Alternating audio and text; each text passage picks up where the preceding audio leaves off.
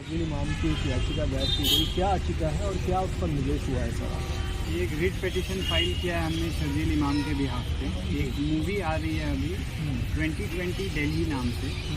उस मूवी में गलत तरीके से डिपिक्शन किया गया है शर्जील इमाम का और दिल्ली राइट्स, जो कि अभी एक ऑनगोइंग इन्वेस्टिगेशन और प्रोसिक्यूशन है, उसके बारे में फैक्ट्स को तोड़ मरोड़ के दिखाया गया है, जो कि ट्रेलर से ही साबित होता है। 3.5 मिनट का ट्रेलर है और उसमें शर्जील जैसा एक आदमी जो कि शर्जील के स्पीच का कुछ पार्ट बोलता हुआ देखा गया है। उस मूवी की रिलीज़ को रोकने के लिए हमने ये पिटीशन फाइल की है। आज वो पिटीशन सुबह में मेंशन हुई चीफ के सामने और वो इमीडिएटली उसको आज ही के लिए लिस्टिंग कराया गया जस्टिस सचिन दत्ता साहब को।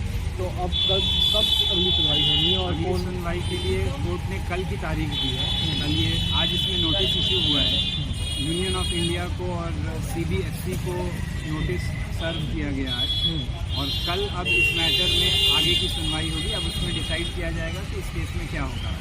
तो ये मूवी में क्या, ट्रेलर में क्या दिखाया गया है, क्या कहा जा रहा है? जैसे मैंने आपने दिखाया मुझे ट्रेलर में कुछ चिकन नेक की बात करें जो कि 4 चीज़ का पार्ट है, इस चीज़ का पार्ट है, तो क्या अभी दिखाया जा सकता है?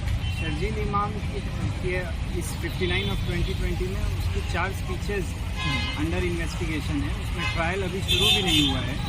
उसकी स्पीच के एक 10 सेकेंड के पार्ट को गलत तरीके से आउट ऑफ कंटेक्स्ट यूज करके मूवी में दिखाया जा रहा है। इससे ट्रायल भी प्रेजुडिस होगा, उसका बेल एप्लीकेशन भी जो पेंडिंग है वो भी प्रेजुडिस होगा और इसका जो राइट टू फेयर ट्रायल है वो विशिएट होता है। इसलिए ये पिटीशन डाला गया है कि इमीडिएटली इस मूवी को रोका जाए और रिलीज़ होने से इस पर रोक लगाई।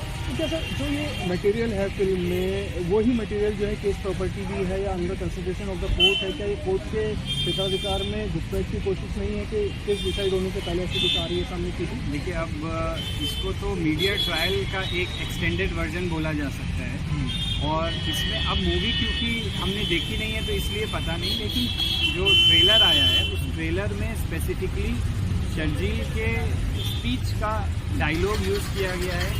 एक आदमी जो शर्जील जैसा दिखता है वो उसमें डिपिक्ट किया गया है एज शर्जील इमाम और बाकी जो पूरी ट्रेलर से पता चलता है कि दिल्ली राइट्स का कॉन्स्पिरेसी के ऊपर मूवी बनाई गई है, जो कि अभी कोई भी केस जब तक वो विचाराधीन होता है तब तक उस पर कोई मूवी या कोई उसका डिपिक्शन करना इलीगल, वो अलाउड नहीं है, क्योंकि वो directly right to fair trial के साथ को विशिएट करता है और फेयर ट्रायल तभी हो पाएगा जब कोई प्रेजुडिस ना हो इस केस में, क्योंकि अभी ट्रायल शुरू भी नहीं हुआ है। मोर देन 1000 विटनेसेस आने वाले हैं, उनका एग्जामिनेशन होना है। तो अगर वो इस मूवी को देख के जाते हैं अपना बयान देने तो ऐसा माना जाएगा कि वो ट्यूटर हो गए हैं बाय दिस मूवी एंड वो, क्योंकि अब उनकी जो नई मेमोरी रहेगी उसकी वो ये मूवी रहेगा और इससे ये मेन थ्रेट है कि कैसे ये प्रेजुडिस होगा।